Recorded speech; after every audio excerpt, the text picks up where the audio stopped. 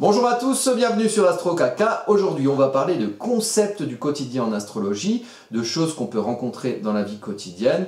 On va parler d'orientation, on va parler d'éducation, on va parler d'enseignement. Voilà, donc comment on repère les choses qui se réfèrent à peut-être chez soi, dans son thème natal, avoir certaines capacités ou certaines programmations qui peut amener vers des métiers d'enseignement, vers de l'éducation ou de l'éducatif, hein, puisqu'aujourd'hui, ce qu'on demande aux enseignants dans l'éducation nationale, notamment en France, hein, c'est à la fois de savoir faire de la pédagogie, c'est-à-dire de savoir expliquer, hein, parfois les enseignants l'oublient, hein, et il faut bien évidemment maîtriser ce qu'on enseigne, donc il faut l'avoir appris, il faut avoir étudié en profondeur et en longueur le sujet qu'on va enseigner ensuite, mais l'enseignement, hein, c'est aussi le volet explicatif, le volet pédagogique, ne l'oublions pas, n'est-ce pas?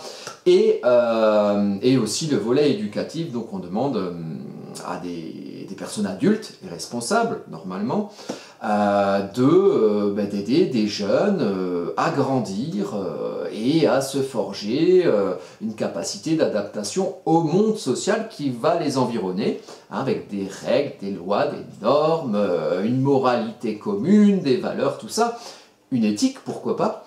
Donc après, quand on est soi-même celui qui transmet un savoir, évidemment, il y a une certaine vertu d'exemplarité, hein, c'est-à-dire que du coup, le faites ce que je dis, faites pas ce que je fais, c'est pas nécessairement quelque chose qui fonctionne très bien. Là encore, à bon entendeur, hein, n'hésitez pas à me poser certaines questions sur mes allusions en commentaire.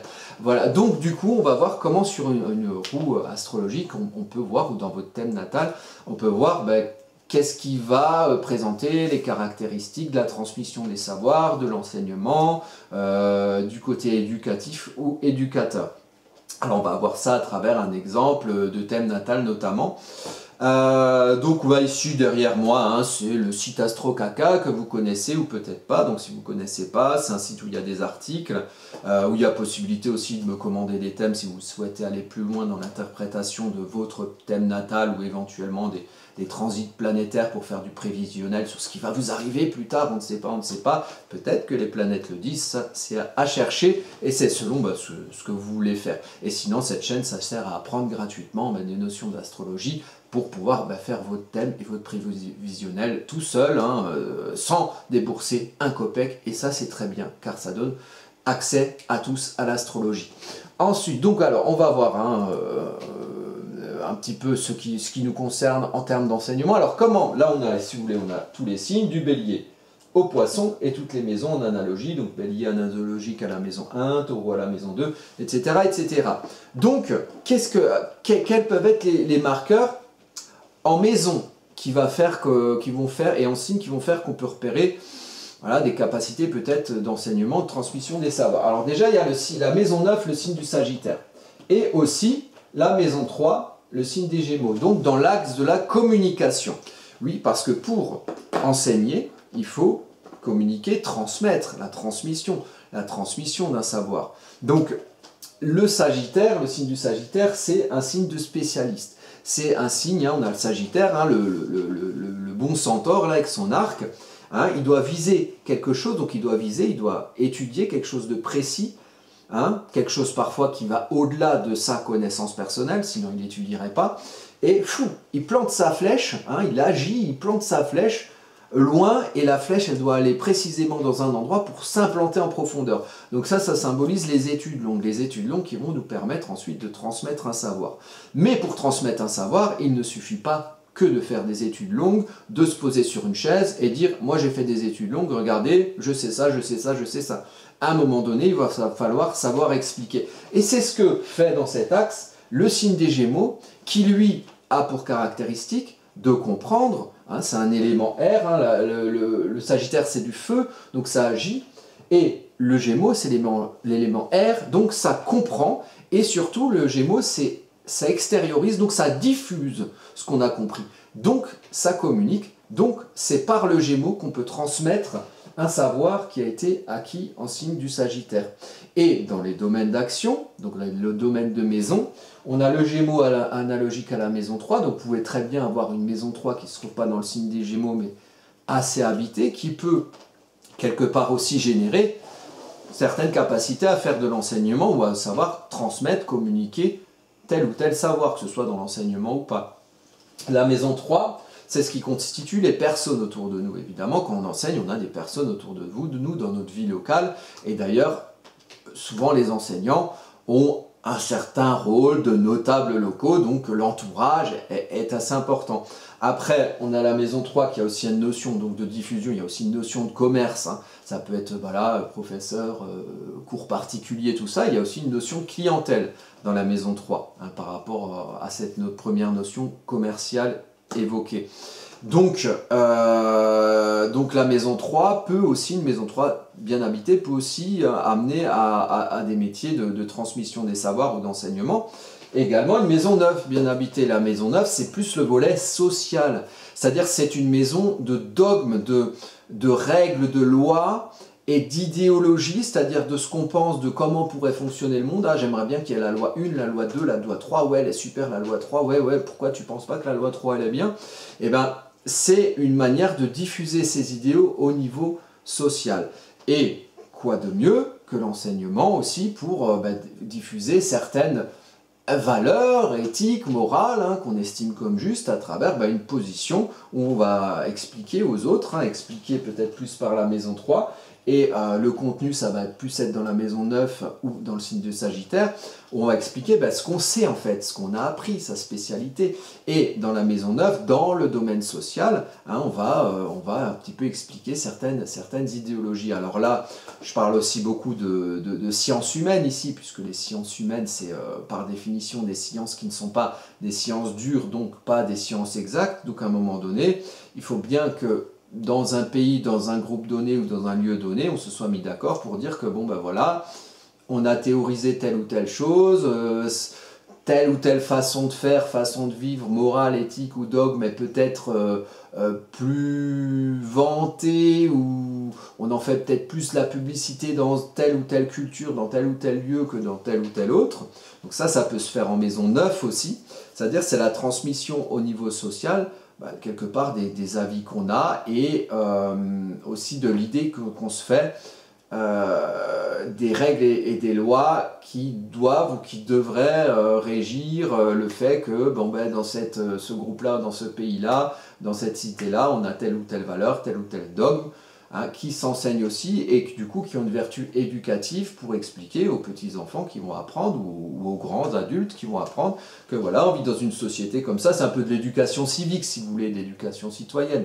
On va expliquer, voilà, le monde il marche comme ça chez nous, le pays d'à côté il marche plutôt un peu comme ça et puis un peu autrement, et puis voilà, du coup on fait de l'histoire, on fait de la géopolitique, on fait des sciences humaines, on fait de la sociologie. Donc voilà, si vous avez beaucoup de planètes en maison 9 par exemple, ça peut marquer aussi une des vertus peut-être, ou des capacités, ou une programmation qui va amener vers des métiers de diffusion de vos dogmes, de diffusion des dogmes que vous avez admis comme les vôtres. Ça peut être aussi ça peut aussi être de la transgression.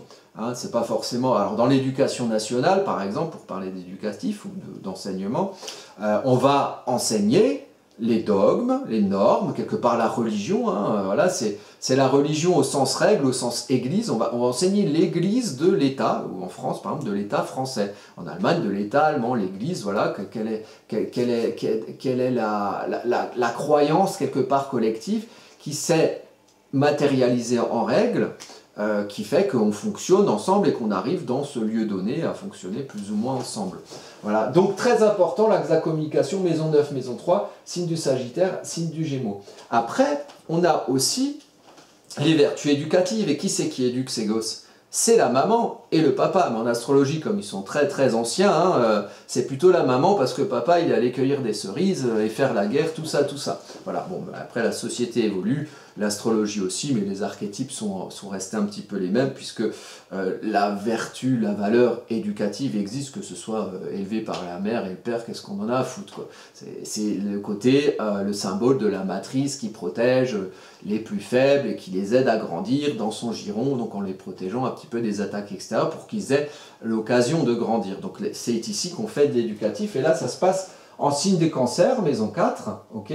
Et la notion de responsabilité, de faire comme voilà, on a des enfants, on en est responsable, on ne fait pas n'importe quoi, on les met en sécurité, ça va être aussi dans la maison 10 et dans le signe du Capricorne. Alors la maison 10, la notion de responsabilité, hein, Capricorne, ça a une responsabilité. Donc on a conscience des choses qui se construisent et de la responsabilité qu'on a dans sa construction, de mettre ses poutres bien droits, de planter les clous au bon endroit, sinon tout s'effondre. Et donc, le cancer, la maison 4, c'est, si vous voulez, par exemple, si vous avez,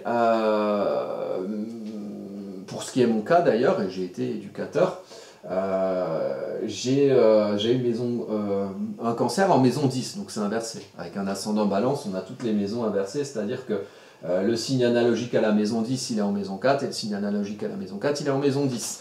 Donc, avoir un cancer, par exemple, au milieu du ciel, ça peut amener à une carrière où soit on peut travailler chez soi, hein, comme à la maison dans le domaine social, ou alors on peut être un petit peu dans le côté protection des plus fragiles, de la veuve et de l'orphelin, et aussi éduquer, hein, pas dresser, hein, éduquer, mais bon, quand c'est mal aspecté, ça revient dans le côté saturnien qui va être plus dresser les esclaves.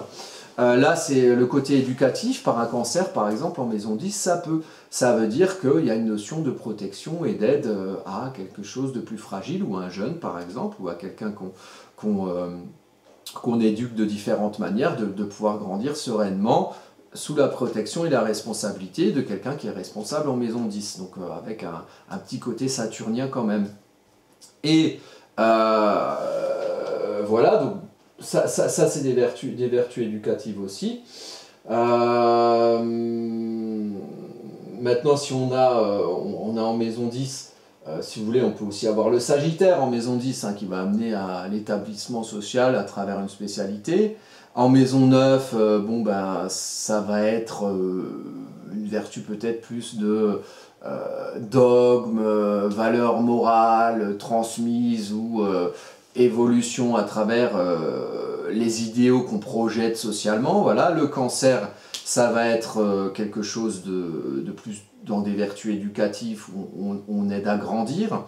Voilà. Et puis après, bon, bah, y a tout un tas de placements où ces signes-là, donc Gémeaux, Sagittaire, Cancer, et même Capricorne par rapport à la notion de responsabilité, hein, peuvent être placés sur votre thème. Et si ces signes-là ou ces maisons-là sont très habitées, qu'importe où elles sont dans votre thème, ça peut générer voilà, peut-être une programmation qui amène à de l'enseignement ou à de l'éducatif. Par exemple ici, vous voyez, j'ai un thème d'une enseignante, et regardez comment le thème natal est habité. Vous avez, hop, on prend un truc. Vous voyez, la maison 9, elle est là. Hop, maison 9. En maison 9, on a Vénus, Mercure, Chiron, Soleil, Mars. Ça en fait du monde. Ça, c'est une enseignante. Donc ça, c'est quelqu'un qui, typiquement, va avoir une maison 9 très habitée. Alors, c'est en taureau. Ça veut dire que la manière dont on va épancher ses valeurs au niveau social, les comprendre, peut-être quelque chose à guérir dans l'image de soi, et éclairer et agir, ça va se faire de manière taureau, donc de manière concrète, de manière fiable, de manière patiente, de manière quelque part un peu naturelle. On va aimer ça, on va aimer quelque part transmettre ce à quoi on croit quelque part, où on va s'établir avec solidité dans ce monde social à travers ses valeurs, sa compréhension, son affirmation à travers le soleil. Vous voyez, donc il y a une maison neuve très habitée, donc ça peut représenter des choses comme ça.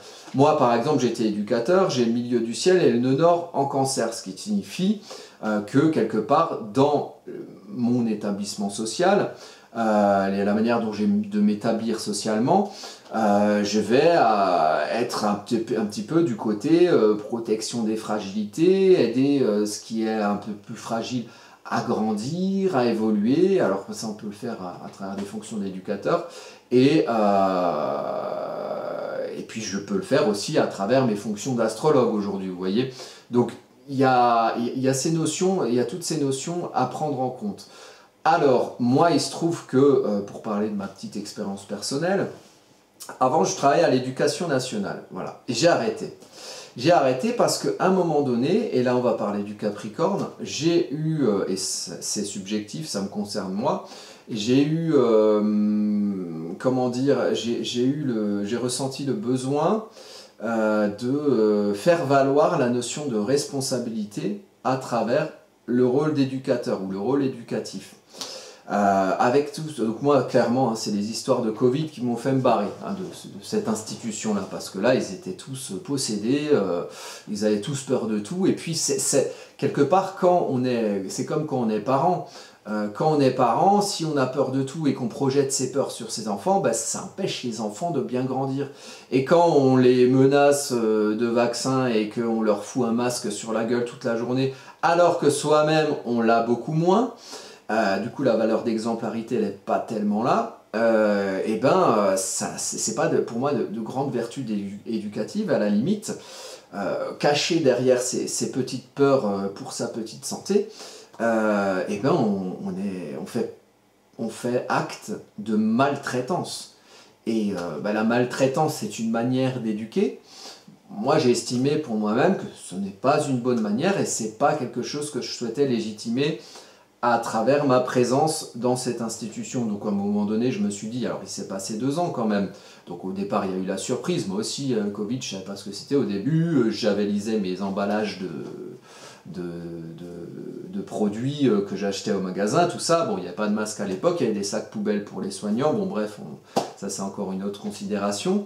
Mais au niveau de l'éducatif, je me suis dit que voilà, j'y retrouvais pas passer cette surprise. En fait, on s'est quelque part habitué hein, pendant une année ou deux à transmettre nos peurs sur des gamins qui quelque part n'y étaient pour rien. Hein, et plus, ils prouvaient aujourd'hui visiblement qu'ils ne transmettaient rien du tout et que même le vaccin avec lequel on menaçait tout le monde et avec lequel on a fait de la réelle discrimination institutionnalisée n'avait aucune vertu d'empêchement de transmission de maladies ou de quoi que ce soit. Donc je ne vois pas pourquoi après on a... enfin, tout ce qui légitimait cet apartheid, que j'appelle ça clairement comme ça, puisque la définition d'un apartheid c'est ça, hein, c'est ranger des populations selon certains critères, là c'est un critère vaccin ou pas. Donc ce qui légitimait ça, quelque part ce sorte de fascisme ou de totalitarisme, la seule raison qui légitimait ça, c'est parti en fumée. Donc en fait, finalement, il n'y a pas de raison, et finalement, on a tous suivi des dogmes qu'on nous a imposés, et peut-être que le rôle de l'adulte, le rôle de l'éducateur, peut-être de l'enseignant aussi, c'est de savoir à un moment donné... si ton petit chef ou ton chef du dessus il te dit bon ben allez maltraite des gosses, peut-être qu'à un moment donné il faut dire stop, hein, plutôt que de suivre tel un perroquet curé tout ce qu'on dit de manière docile, même si je sais que dans l'éducation nationale par définition on a toujours des gens très scolaires hein, qui ont souvent été très très sages en classe, qui avaient un bon capital culturel pour pouvoir être bon dans les matières où ils se sont spécialisés et ensuite pouvoir l'enseigner. Le problème, c'est que l'enseignement, c'est aussi savoir expliquer. Hein. C'est savoir expliquer, et quand on fait de l'enseignement civique, c'est aussi, à mon avis, et ça me concerne moi, hein, c'est apprendre à être un citoyen, c'est aussi, donc on parle de la maison neuve ici, apprendre à être un citoyen, c'est aussi apprendre à penser par soi-même, et pas à penser que par le prisme de mainstream il me dit, et le gouvernement il me dit, et puis je répète tout comme une photocopieuse. Hein, quelque part, jusqu'à aller très loin, jusqu'à une sorte de maltraitance, une sorte de test de 1000 grammes à échelle internationale qu'on a vécu. Hein. Le test de 1000 grammes, c'est Bon, vous regarderez sur internet ce que c'est, mais moi ça m'a quand même impressionné. Donc il y a quand même une valeur de responsabilité quand on est dans un rôle d'éducateur, hein, et je vais vous dire même quand on est dans un rôle d'astrologue, c'est-à-dire qu'à un moment donné, il y a des gens qui viennent et qui ont des questionnements, des problématiques, et c'est pas à prendre à la légère, c'est des vrais problèmes qui sont soulevés et qui les concernent, et c'est le devoir et la responsabilité de l'astrologue, comme c'est le devoir et la responsabilité de l'éducateur, puisque moi j'ai cette maison 10 en cancer, hein, et Saturne en maison 1 qui me donne bonne conscience de mes responsabilités et de la légitimité que je peux avoir à faire ou ne pas avoir à faire telle ou telle chose. Il faut vraiment peser les choses et savoir comment on diffuse un certain message et essayer de traiter le problème à la lumière de ses moyens, ou de traiter l'information à la lumière de ses moyens de la meilleure manière possible et avec toute la meilleure bonne volonté du monde. Voilà, donc du coup, moi l'éducation nationale, je lui ai dit au revoir parce qu'à un moment donné, j'ai estimé que les gens, ils étaient tellement... il n'y avait pas moyen de discuter, il n'y avait pas moyen de peut-être qu'il aurait mieux fallu que moi j'y sois que quelqu'un d'autre, mais à un moment donné, en y étant moi, je légitimais aussi ce fonctionnement-là, à la lumière de qui j'étais, j'avais plus envie. Et j'ai estimé que ma place là-bas n'avait plus d'efficacité quelque part. Et puis, je suis pas exorciste. Hein, ces gens-là, ils étaient complètement possédés avec le Covid. J'ai pas de sel, hein, j'ai pas de... Je peux pas. Là, on est dans l'ordre de la foi et des croyances. Je pense qu'on a vécu une sorte de religion d'État. Et là, on est toujours dans la maison 9, hein, puisque le dogme, c'est aussi quelque chose qui arrive pour adhérer à une morale commune, hein, il faut qu'il y ait une croyance à la base. Et une croyance, c'est pas rationnel. Hein, on peut vous sortir les scientifiques, les chiffres comme on veut. Une croyance est une croyance. Une croyance en des chiffres, c'est une croyance en des chiffres. Qui vérifie? Qui vérifie quoi? Qui vérifie les chiffres? Qui vérifie? On ne sait pas. On croit. On fait confiance. C'est de la confiance quelque part. Comme on fait confiance en la valeur de la monnaie, hein, on dit bon, un billet en papier, ça vaut de la thune. On fait confiance. Il n'y a plus de confiance. Ça vaut plus rien ce billet. C'est que du papier. On peut lui écrire un mot dessus à la limite et puis c'est tout. Hein, le vote, c'est pareil. On fait confiance au fait que vous avez vérifié comment on compte les bulletins. Vous n'en savez rien. Vous faites confiance. Vous avez le droit. Vous avez le droit de ne pas faire confiance aussi. Moi, par exemple, là-dessus, je ne fais pas confiance. Mais si vous faites confiance, allez voter. Si vous ne faites pas confiance et que vous ne savez pas comment c'est compter ces machins-là et que vous ne savez pas s'il y a trucage ou pas, à votre place, j'irai pas voter. Parce que du coup, si vous votez, vous légitimez une espèce de folklore qui fait croire aux gens qui fait croire à des illusions aux gens comme ça. Mais bon, après, chacun, moi je ne veux pas imposer ma morale aux personnes.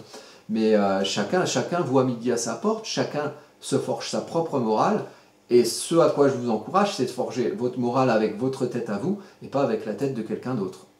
Voilà, mais ça c'est tout un cheminement de quête d'indépendance et de liberté, donc là on est dans le Verseau, hein, le signe des Verseaux, d'avoir conscience de qui on est à travers tout un monde, hein, qui évolue autour de nous et qui est différent, et puis on doit forger...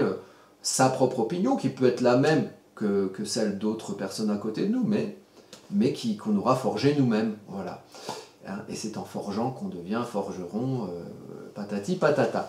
Eh bien, sur ces belles paroles, je vous remercie de l'attention que vous portez et des commentaires que vous me faites souvent, donc n'hésitez pas, moi je réponds toujours, hein, je pense que ceux qui commentent l'ont remarqué. Et puis voilà, je reste à l'écoute, et puis je reviendrai vers vous pour une prochaine vidéo.